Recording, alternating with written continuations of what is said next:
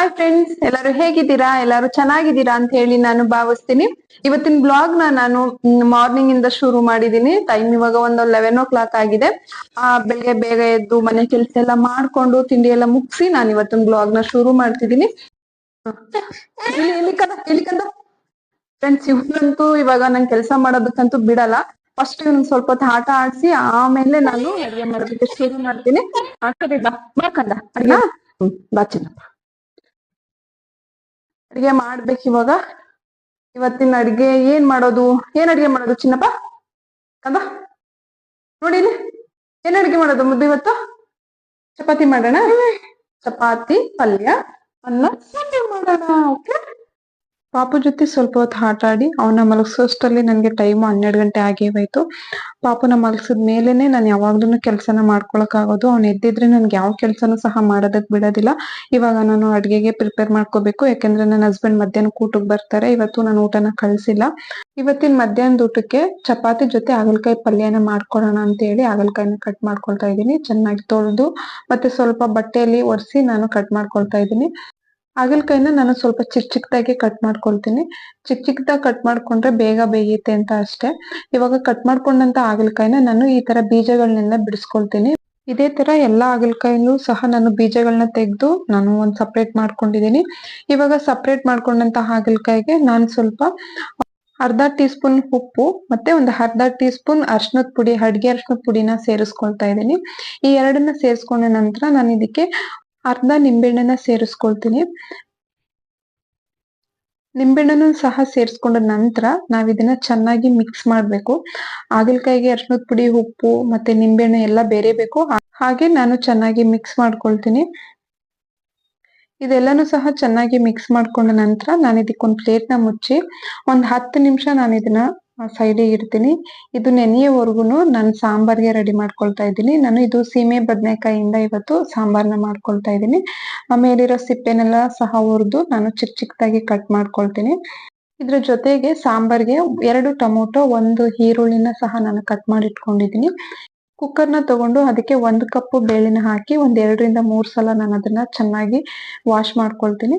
Wash ಆದ ನಂತರ ತೊಳೆದಂತ ಬೇಳೆಗೆ ನಾನು ಕಟ್ ಮಾಡ್ಕೊಂಡಂತ ತರಕಾರಿಗಳನ್ನೆಲ್ಲ ಸೇರಿಸ್ಕೊಳ್ತಾ ಇದ್ದೀನಿ. ಸೀಮೆ ಬದನೆಕಾಯಿ, ಟೊಮೊಟೊ, ಈರುಳ್ಳಿ ಮತ್ತೆ ಬೆಳ್ಳುಳ್ಳಿ ಎಲ್ಲಾನು ಸಹ ಸೇರಿಸ್ಕೊಂಡು ಹಾಗೆ ಇದಕ್ಕೆ ಸ್ವಲ್ಪ ಅರಿಶಿನದ ಪುಡಿ ಹಾಗೆ ಸ್ವಲ್ಪ ಉಪ್ಪನ್ನು ಸಹ ಸೇರಿಸಿ ಇದಕ್ಕೆ ಇಡ್ತೀನಿ. ನಮ್ಮನೇಲಿ ಸ್ವಲ್ಪ ಮಸಾಲೆನ ಕಡಿಮೆ ಮಾಡಿ ನಾವ್ ಯಾವಾಗ್ಲೂ ಅಡ್ಗೆನ ಮಾಡೋದು. ಜಾಸ್ತಿ ಮಸಾಲೆ ಹಾಕಿ ನಾನು ಸಾಂಬಾರೆಲ್ಲ ಮಾಡ್ಕೊಳಲ್ಲ. ಮಸಾಲೆ ಬಳಸಿ ಮಾಡಂತ ಸಾಂಬಾರ್ಗೆ ನಾನು ಮಸಾಲೆ ಹಾಕಿ ಮಾಡೋದು. ಆದ್ರೆ ಅತಿ ಹೆಚ್ಚು ನಾನು ಬೇಳೆ ಸಾರಿಗೆ ಮಸಾಲೆನ ಬಳಸ್ತಾನೆ ಸಾಂಬಾರ್ ಮಾಡ್ಕೊಳ್ಳೋದು. ಹಾಗೆ ರೈಸ್ಗೂ ಸಹ ಅಕ್ಕಿನ ನೆನೆಯೋದಕ್ಕೆ ಇಡ್ತಾ ಇದ್ದೀನಿ. 1 ಲೋಟ ಅಕ್ಕಿಗೆ 2 ಲೋಟ ನೀರನ್ನ ಸೇರಿಸಿ ನಾನು ಒಂದು 10 ನಿಮಿಷ ಅಕ್ಕಿನ ನೆನೆಯೋದಕ್ಕೆ ಇಡ್ತೀನಿ. ರೈಸ್ನ ನೆನೆಯಕ್ಕೆ ಇಟ್ಟ ನಂತರ ನಾನು ಚಪಾತಿ ಹಿಟ್ಟನ್ನು ಸಹ ಕಲ್ಸ್ಕೊಬಿಡ್ತೀನಿ. ಚಪಾತಿ ಹಿಟ್ಟು ಸ್ವಲ್ಪ ಹೊತ್ತು ನೆನೆದ್ರೆ ಚಪಾತಿ ತುಂಬಾ ಸ್ಮೂತ್ ಆಗಿ ಬರುತ್ತೆ. ಹಾಗಾಗಿ ನಾನು ಚಪಾತಿ ಹಿಟ್ಟನ್ನ ಯಾವಾಗ್ಲೂ ಒಂದ್ 10-15 ನಿಮಿಷ ಮೊದ್ಲೇನೆ ಕಲ್ಸ್ಬಿಟ್ಟು ಇಟ್ಬಿಡ್ತೀನಿ. ಇವಾಗ ಸ್ವಲ್ಪ ಉಪ್ಪು ಮತ್ತೆ 1 ಟೇಬಲ್ ಸ್ಪೂನ್ ಆಗಷ್ಟು ಅಡಿಗೆ ಎಣ್ಣೆನ ಸೇರಿಸ್ಕೊಂಡು ಚೆನ್ನಾಗಿ ಒಂದ್ಸಲ ಮಿಕ್ಸ್ ಮಾಡಿ ಆಮೇಲೆ ಎಷ್ಟು ನೀರ್ ಬೇಕೋ ಅಷ್ಟು ನೀರನ್ನ ಸೇರಿಸ್ಕೊಂಡು ನಾನು ಚಪಾತಿನ ಕಲ್ಸ್ಕೊಳ್ತಾ ಇದ್ದೀನಿ. ಈಗ ಚಪಾತಿ ಹಿಟ್ಟು ಸಹ ರೆಡಿ ಆಯ್ತು. ಇದನ್ನ ಒಂದ್ ಸೈಡಿಗೆ ಇಟ್ಟು ಹಾಗಲಕಾಯಿ ಪಲ್ಯನ ಮಾಡೋದಕ್ಕೆ ಕಟ್ ಮಾಡಿ ಇಟ್ಟಿದ್ನಲ್ಲ ಅದನ್ನ ನೋಡ್ತೀನಿ. ಹಾಗಲಕಾಯಿ ಎಲ್ಲ ಚೆನ್ನಾಗಿ ನೆಂದಿದೆ, ನೀರು ಸಹ ಬಿಟ್ಕೊಂಡಿದೆ. ಇವಾಗ ನಾನು ಇದನ್ನ ಹಾಗಲಕಾಯಿ ಮತ್ತೆ ಬಿಟ್ಕೊಂಡಿರೋ ನೀರು ಎರಡನ್ನೂ ಸಹ ಸಪರೇಟ್ ಮಾಡ್ಕೊಳ್ತೀನಿ. ಸ್ವಲ್ಪ ನೀರನ್ನ ಹಿಂಡ್ಕೊಳ್ತೀನಿ. ಈ ತರ ಹಿಂಡ್ಕೊಂಡು ಮಾಡೋದ್ರಿಂದ ಹಾಗಲಕಾಯಿ ಸ್ವಲ್ಪ ಕಹಿ ಹೋಗಿರುತ್ತೆ. ಅಂದ್ರೆ ಕೆಲವೊಬ್ಬರಿಗೆ ಹಾಗಲಕಾಯಿ ತುಂಬಾನೇ ಕಹಿ ಅಂತ ಹೇಳಿ ತಿನ್ನೋದೇ ಇಲ್ಲ. ಆದ್ರೆ ಈ ವಿಧಾನದಲ್ಲಿ ಮಾಡೋದ್ರಿಂದ ಹಾಗಲಕಾಯಿ ಸ್ವಲ್ಪ ಕಹಿ ಹೋಗಿರುತ್ತೆ. ಜಾಸ್ತಿ ಏನು ಕಹಿ ಇರಲ್ಲ, ಆಲ್ಮೋಸ್ಟ್ ಎಲ್ಲಾ ಕಹಿನೂ ಸಹ ಹೊರಟೋಗಿರುತ್ತೆ. ಇವಾಗ ನಾನು ಹಾಗಲಕಾಯಿನ ಸಪರೇಟ್ ಮಾಡ್ಕೊಂಡಿದ್ದೀನಿ. ನೀರನ್ನು ಸಹ ಸಪರೇಟ್ ಮಾಡ್ಕೊಂಡಿದ್ದೀನಿ. ಇದಕ್ಕೆ 2 ಟೊಮೊಟೊ ಮತ್ತೆ 1 ಈರುಳ್ಳಿನ ಕಟ್ ಮಾಡಿ ಇಟ್ಕೊಳ್ತೀನಿ. ಫಸ್ಟ್ ಈ ಎರಡನ್ನ ಕಟ್ ಮಾಡ್ಕೊಂಡ ನಂತರ ನಾನು ಹಾಗಲಕಾಯಿನ ಸ್ವಲ್ಪ ಫ್ರೈ ಮಾಡ್ಕೊಳ್ತೀನಿ. ತವಾನ ಕಾಯೋದಿಕ್ಕೆ ಇಟ್ಟಿದ್ದೆ. ತವ ಸ್ವಲ್ಪ ಕಾದ ನಂತರ ನಾನು ಇದಕ್ಕೆ ಹಾಗಲಕಾಯಿನ ಸೇರಿಸ್ಕೊಳ್ತಾ ಇದ್ದೀನಿ. ಹಾಗಲಕಾಯಿ ಸೇರಿಸ್ಕೊಂಡ ನಂತರ ಇದಕ್ಕೆ 1 ಟೇಬಲ್ ಸ್ಪೂನ್ ಆಗಷ್ಟು ಅಡಿಗೆ ಎಣ್ಣೆನ ಸೇರಿಸ್ಕೊಳ್ತಾ ಇದ್ದೀನಿ. ಅಡಿಗೆ ಎಣ್ಣೆನ ಜಾಸ್ತಿ ಹಾಕಬಾರ್ದು, 1 ಟೇಬಲ್ ಸ್ಪೂನ್ ಹಾಕಿದ್ರೆ ಸಾಕು. ಇವಾಗ ಚೆನ್ನಾಗಿ ಫ್ರೈ ಮಾಡ್ಕೊಳ್ತಾ ಇದ್ದೀನಿ. ಇದನ್ನ ಜಾಸ್ತಿ ನಾನು ಫ್ರೈ ಮಾಡ್ಕೊಳಕ್ ಹೋಗಲ್ಲ, ಸ್ವಲ್ಪ ಲೈಟ್ ಆಗಿ ಕಲರ್ ಚೇಂಜ್ ಆಗೋವರೆಗೂ ಫ್ರೈ ಮಾಡ್ತೀನಿ ಅಷ್ಟೇ. ಇದಿಷ್ಟು ಕಲರ್ ಚೇಂಜ್ ಆಗೋವರ್ಗುನು ಫ್ರೈ ಮಾಡ್ಕೊಂಡ್ರೆ ಸಾಕು. ಹಾಗಲಕಾಯಿ ಫ್ರೈ ಆದ ನಂತರ ನಾನು ಇದನ್ನ ಪಲ್ಯ ಮಾಡೋದಕ್ಕೆ ಒಂದು ಕಡಾಯಿನ ಇಟ್ಕೊಂಡಿದ್ದೀನಿ. ಕಡಾಯಿ ಸ್ವಲ್ಪ ಕಾದ ನಂತರ 2 ಟೇಬಲ್ ಸ್ಪೂನ್ ಆಗಷ್ಟು ಅಡಿಗೆ ಎಣ್ಣೆನ ಸೇರಿಸ್ಕೊಳ್ತಾ ಇದ್ದೀನಿ. ಅಡಿಗೆ ಎಣ್ಣೆ ಕಾದ ನಂತರ ಒಂದು ಅರ್ಧ ಟೀ ಸ್ಪೂನ್ ಸಾಸಿವೆ, ಒಂದು ಅರ್ಧ ಟೀ ಸ್ಪೂನ್ ಜೀರಿಗೆ, ಸ್ವಲ್ಪ ಕರಿಬೇವು, ಹಾಗೆ ಕಟ್ ಮಾಡಿ ಇಟ್ಕೊಂಡಂತ ಈರುಳ್ಳಿನ ಸಹ ಸೇರಿಸ್ಕೊಳ್ತಾ ಇದ್ದೀನಿ. ಇವೆಲ್ಲವೂ ಸಹ ಚೆನ್ನಾಗಿ ಫ್ರೈ ಆಗ್ಬೇಕು. ಅಲ್ಲಿವರೆಗೂ ಸಹ ನಾನು ಫ್ರೈ ಮಾಡ್ಕೊಳ್ತೀನಿ. ಈರುಳ್ಳಿ ಸ್ವಲ್ಪ ಕಲರ್ ಚೇಂಜ್ ಆಗ್ಬೇಕು. ನಾನು ಅಲ್ಲಿವರೆಗೂ ಸಹ ಫ್ರೈ ಮಾಡ್ಕೊಳ್ತೀನಿ. ಇದಿಷ್ಟು ಫ್ರೈ ಆದ ನಂತರ ನಾನು ಕಟ್ ಮಾಡ್ಕೊಂಡು ಇಟ್ಕೊಂಡಂತ ಟೊಮೊಟೊನ ಸಹ ಸೇರಿಸ್ಕೊಂಡು ಫ್ರೈ ಮಾಡ್ಕೊಳ್ತೀನಿ. ಟೊಮೊಟೊ ಕಂಪ್ಲೀಟ್ ಆಗಿ ಸಾಫ್ಟ್ ಆಗಿ ಬೇಯಬೇಕು. ಅಲ್ಲಿವರೆಗೂ ಸಹ ನಾನು ಫ್ರೈ ಮಾಡ್ಕೊಳ್ತೀನಿ. ಟೊಮೊಟೊನು ಸಹ ಚೆನ್ನಾಗಿ ಫ್ರೈ ಆದ್ಮೇಲೆ ನಾನು ಫ್ರೈ ಮಾಡಿ ಇಟ್ಕೊಂಡಂತ ಹಾಗಲಕಾಯಿನ ಸೇರಿಸ್ಕೊಳ್ತಾ ಇದ್ದೀನಿ. ಈ ಹಾಗಲಕಾಯಿನ ಇದ್ರ ಜೊತೆಗೆ ಮಿಕ್ಸ್ ಮಾಡಿದ್ಮೇಲೆ ಸ್ವಲ್ಪ ಹೊತ್ತು ಹೀಗೆ ಫ್ರೈ ಮಾಡ್ಕೋಬೇಕು. ಆವಾಗ ಒಂದು 50% ಹಾಗಲಕಾಯಿ ಇದ್ರಲ್ಲೇ ಬೆಂದೋಗ್ಬಿಡುತ್ತೆ. ಇದು ಚೆನ್ನಾಗಿ ಫ್ರೈ ಆದ್ಮೇಲೆ ನಾನು 1 ಟೇಬಲ್ ಸ್ಪೂನ್ ಆಗಷ್ಟು ಚಿಲ್ಲಿ ಪೌಡರು, 1 ಟೇಬಲ್ ಸ್ಪೂನ್ ಆಗಷ್ಟು ಧನಿಯಾ ಪೌಡರ್ನ ಸೇರಿಸ್ಕೊಂಡು ಚೆನ್ನಾಗಿ ಮಿಕ್ಸ್ ಮಾಡ್ಕೊಳ್ತಾ ಇದ್ದೀನಿ. ಇದಿಷ್ಟು ಮಿಕ್ಸ್ ಆದ ನಂತರ ನಾನು ಇದಕ್ಕೆ ನೀರನ್ನ ಸೇರಿಸ್ಕೊಳ್ತೀನಿ. ನೀರು ನನಗೆ ಎಷ್ಟು ಬೇಕು ನೋಡಿ ಸೇರಿಸ್ಕೋಬೇಕಾಗತ್ತೆ. ನಾನು ಈ ಪಲ್ಯನ ಸ್ವಲ್ಪ ಡ್ರೈ ಆಗೇ ಮಾಡ್ಕೊಳ್ತೀನಿ. ಹಾಗಾಗಿ ಸ್ವಲ್ಪ ನೀರನ್ನ ಸೇರಿಸ್ಕೊಂಡು ಬೇಯೋದಕ್ಕೆ ಇಡ್ತೀನಿ. ನೀರನ್ನ ಸೇರಿಸ್ಕೊಂಡ ನಂತರ ಒಂದ್ ಬಾರಿ ಚೆನ್ನಾಗಿ ಮಿಕ್ಸ್ ಮಾಡ್ಕೊಂಡು ಇವಾಗ ನಾನು ರುಚಿಗೆ ತಕ್ಕಷ್ಟು ಉಪ್ಪನ್ನ ಸೇರಿಸ್ಕೊಳ್ತೀನಿ. ಆವಾಗ್ಲೇ ನಾವು ಹಾಗಲಕಾಯಿಗೆ ಉಪ್ಪನ್ನ ಹಾಕಿ ನೆನೆಸಿ ಮಾಡ್ತಾ ಇರೋದ್ರಿಂದ ಹಾಗಲಕಾಯಿ ಸ್ವಲ್ಪ ಉಪ್ಪೇ ಇರುತ್ತೆ. ಹಾಗಾಗಿ ಪಲ್ಯಕ್ಕೆ ಎಷ್ಟು ಬೇಕೋ ಅಷ್ಟು ನೋಡಿ ಉಪ್ಪನ್ನ ಹಾಕೋಬೇಕಾಗತ್ತೆ. ಹಾಗೆ ಜೊತೆಗೆ ಸ್ವಲ್ಪ ಬೆಲ್ಲನು ಸಹ ಸೇರಿಸ್ಕೊಂಡು ಒಂದ್ ಬಾರಿ ಚೆನ್ನಾಗಿ ಮಿಕ್ಸ್ ಮಾಡಿ ಇದನ್ನ ನಾನು ಬೇಯೋದಕ್ಕೆ ಇಡ್ತೀನಿ. ಪಲ್ಯ ಬೇಯೋವರ್ಗುನು ಅವಾಗ್ಲೇ ನಾನು ತರಕಾರಿ ಮತ್ತೆ ಬೇಳೆನೆ ಬೇಯಕ್ಕೆ ಇಟ್ಟಿದ್ನಲ್ಲ ಅದು ಸಹ ಬೆಂದಿದೆ. ಇದನ್ನ ನಾನು ಸಪ್ರೇಟ್ ಮಾಡ್ಕೊಂಡು ಸಾಂಬಾರ್ನ ರೆಡಿ ಮಾಡ್ಕೊಬಿಡ್ತೀನಿ. ಬೇಳೆ ಮತ್ತೆ ತರಕಾರಿನ ನಾನು ಸಪ್ರೇಟ್ ಒಂದು ಪಾತ್ರೆಗೆ ಹಾಕೊಂಡಿದ್ದೀನಿ. ಇದಕ್ಕೆ 1 ಟೇಬಲ್ ಸ್ಪೂನ್ ಆಗಷ್ಟು ಸಾಂಬಾರ್ ಪೌಡರ್ನ ನಾನು ಸೇರಿಸ್ಕೊಳ್ತಾ ಇದ್ದೀನಿ. ಮನೆಯಲ್ಲೇ ಮಾಡಿದಂತ ಸಾಂಬಾರ್ ಪೌಡರ್ ಇದು. ನಾವು ಜಾಸ್ತಿ ಖಾರನ ತಿನ್ನಲ್ಲ. ಹಾಗಾಗಿ ಸಾಂಬಾರ್ ಪೌಡರ್ನ ನಾನು ಕಡಿಮೆನೆ ಸೇರಿಸ್ಕೊಳ್ತೀನಿ. ಒಂದ್ ಬಾರಿ ಚೆನ್ನಾಗಿ ಮಿಕ್ಸ್ ಮಾಡಿ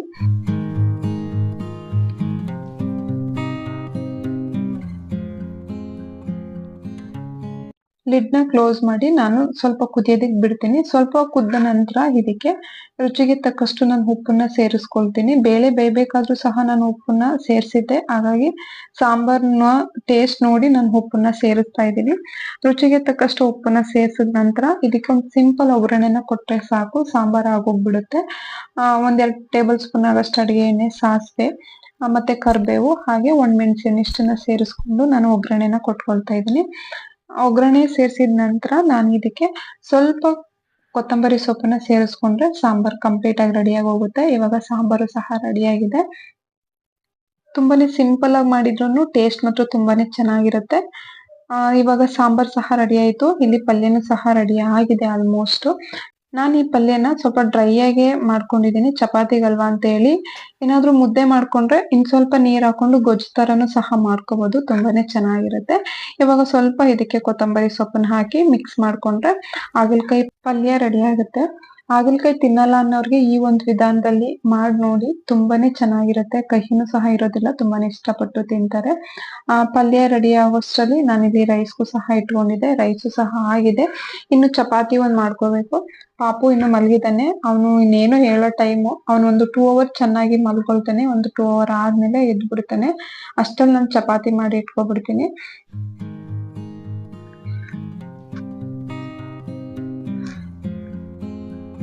ನಾನೊಂದು 2 ಚಪಾತಿ ಮಾಡೋಷ್ಟರಲ್ಲಿ ಪಾಪುನು ಸಹ ಎದ್ಬಿಟ್ಟ. ಹಾಗೆ ನನ್ನ ಹಸ್ಬೆಂಡು ಸಹ ಊಟಕ್ಕೆ ಬಂದಿದ್ದಾರೆ. ಪಾಪುನ ಅವ್ರ ಹತ್ರ ಕೊಟ್ಟು ನಾನು ಉಳಿದಂತ ಚಪಾತಿಗಳನ್ನೆಲ್ಲ ಮಾಡ್ಕೊಳ್ತೀನಿ. ಹಾಗೆ ಪಾಪುಗೂ ಊಟ ಮಾಡಿಸಿ ನಾವು ಸಹ ಊಟ ಮಾಡ್ಕೊಂಡು ನಾನು ಈ ಬ್ಲಾಗ್ನ ಮತ್ತೆ ಕಂಟಿನ್ಯೂ ಮಾಡ್ತೀನಿ. ಊಟನೆಲ್ಲ ಮುಗಿಸ್ಕೊಂಡು ಸ್ವಲ್ಪ ಬಟ್ಟೆಗಳಿದ್ದು ಅದನ್ನು ಸಹ ವಾಶ್ ಮಾಡಿಟ್ಟಿದ್ದೀನಿ. ಅದನ್ನ ಸ್ವಲ್ಪ ಒಣಗಾಕಿ ನಾನು ಸ್ವಲ್ಪ ರೆಸ್ಟ್ ಮಾಡ್ತೀನಿ. ಸ್ವಲ್ಪ ರೆಸ್ಟ್ ಮಾಡಿ ಆಮೇಲೆ ನಾನು ಸ್ವಲ್ಪ ಸ್ನಾಕ್ಸಿಗೂ ಸಹ ಪ್ರಿಪೇರ್ ಮಾಡ್ಕೊಳ್ತೀನಿ.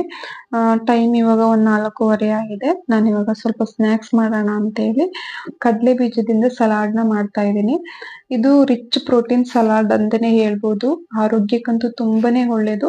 ಇವಾಗ ಕಡಲೆ ಬೀಜಕ್ಕೆ ಸ್ವಲ್ಪ ಉಪ್ಪು ನೀರನ್ನ ಸೇರಿಸಿ ನಾನು ಬೇಯೋದಕ್ಕೆ ಇಡ್ತೀನಿ. ಒಂದ್ 2ರಿಂದ 3 ವಿಷಲ್ ಇಲ್ಲ 4 ವಿಷಲ್ ಆದ್ರೂ ಸಾಕು. ಕಡಲೆ ಬೀಜ ಬೇಯೋವರೆಗೂ ಸಲಾಡ್ಗೆ ಬೇಕಾದಂತ ಈರುಳ್ಳಿ, ಟೊಮೊಟೊ ಎಲ್ಲಾನು ಸಹ ಕಟ್ ಮಾಡಿ ಇಟ್ಕೊಳ್ತಾ ಇದ್ದೀನಿ. ಆದಷ್ಟು ಚಿಕ್ಕದಾಗಿ ಕಟ್ ಮಾಡ್ಕೊಂಡ್ರೆ ಸಲಾಡ್ ತುಂಬಾನೇ ಚೆನ್ನಾಗಿರುತ್ತೆ, ತಿನ್ನಕ್ಕೂ ಸಹ ಟೇಸ್ಟ್ ಚೆನ್ನಾಗಿರುತ್ತೆ. ಟೊಮೊಟೊ, ಈರುಳ್ಳಿ ಕಟ್ ಮಾಡ್ಕೊಂಡ ನಂತರ 1 ಕ್ಯಾರೆಟ್ ನ ಕಟ್ ಮಾಡ್ಕೊಂಡಿದ್ದೀನಿ. ಹಾಗೆ 1 ಸೌತೆಕಾಯಿ, 1 ಹಸಿಮೆಣಸಿಕಾಯಿ ಖಾರ ಇದ್ರೆ ಸ್ವಲ್ಪ ಸೇರಿಸ್ಕೋಬೇಕು. ಹಾಗೆ ಸ್ವಲ್ಪ ಕೊತ್ತಂಬರಿ ಸೊಪ್ಪು, ಇಷ್ಟನ್ನು ಸಹ ನಾನು ಕಟ್ ಮಾಡಿ ಇಟ್ಕೊಂಡಿದ್ದೀನಿ. ಇಷ್ಟನ್ನು ಕಟ್ ಮಾಡೋಷ್ಟರಲ್ಲಿ ಇಲ್ಲಿ ವಿಷಲ್ ಸಹ ಆಗಿದೆ. ನೋಡ್ಬೋದು ಕಡಲೆ ಬೀಜನೂ ಸಹ ಬೆಂದಿದೆ. ಇವಾಗ ಬೆಂದಂತ ಕಡಲೆ ಬೀಜನ ನಾನೊಂದು ಬೌಲ್ಗೆ ಸೇರಿಸ್ಕೊಳ್ತಾ ಇದ್ದೀನಿ. ಹಾಗೆ ನಾನು ಅವಾಗ್ಲೇ ಕಟ್ ಮಾಡಿ ಇಟ್ಕೊಂಡಂತ ಈರುಳ್ಳಿ, ಟೊಮೊಟೊ, ಕ್ಯಾರೆಟು, ಸೌತೆಕಾಯಿ, ಹಸಿಮೆಣಸಿನಕಾಯಿ, ಕೊತ್ತಂಬರಿ ಸೊಪ್ಪು ಎಲ್ಲಾನು ಸಹ ಸೇರಿಸ್ಕೊಳ್ತಾ ಇದ್ದೀನಿ. ಇವೆಲ್ಲನೂ ಸಹ ಸೇರಿಸಿದ ನಂತರ ರುಚಿಗೆ ತಕ್ಕಷ್ಟು ಉಪ್ಪನ್ನು ಸಹ ಸೇರಿಸ್ಕೊಂಡು ಸ್ವಲ್ಪ ಪೆಪ್ಪರ್ ಪೌಡರು ಹಾಗೆ ಸ್ವಲ್ಪ ಚಿಲ್ಲಿ ಪೌಡರ್ನು ಸಹ ಸೇರಿಸ್ಕೊಂಡಿದ್ದೀನಿ. ಹಸಿಮೆಣಸಿನಕಾಯಿ ಸೇರಿಸಿರೋದ್ರಿಂದ ಚಿಲ್ಲಿ ಪೌಡರ್ನ ನೋಡಿ ಸೇರಿಸ್ಕೋಬೇಕಾಗತ್ತೆ.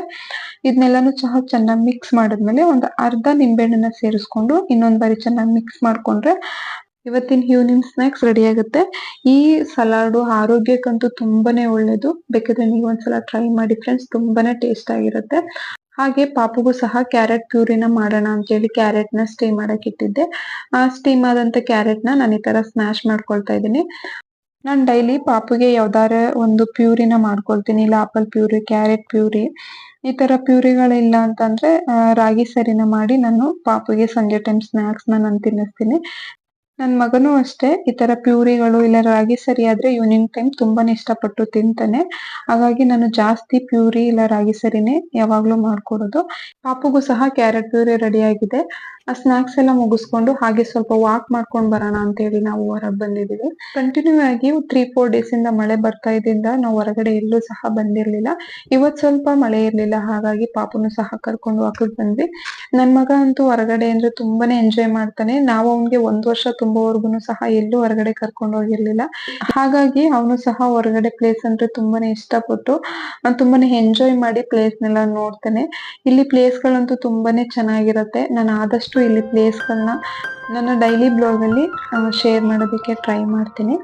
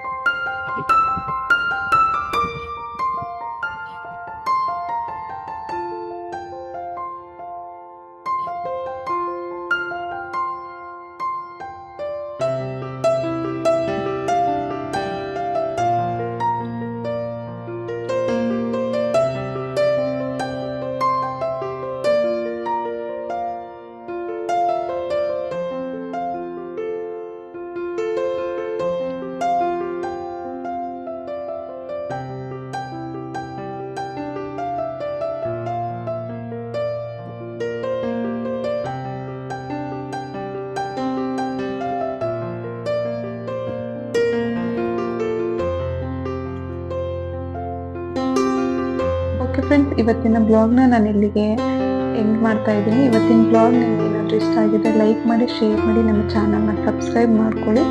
ಇನ್ನೊಂದು ಹೊಸ ಬ್ಲಾಗ್ ನೊಂದಿಗೆ ಸಿಗೋಣ. ಅಲ್ಲಿವರೆಗೂ ಬಾಯ್, ಟೇಕ್ ಕೇರ್.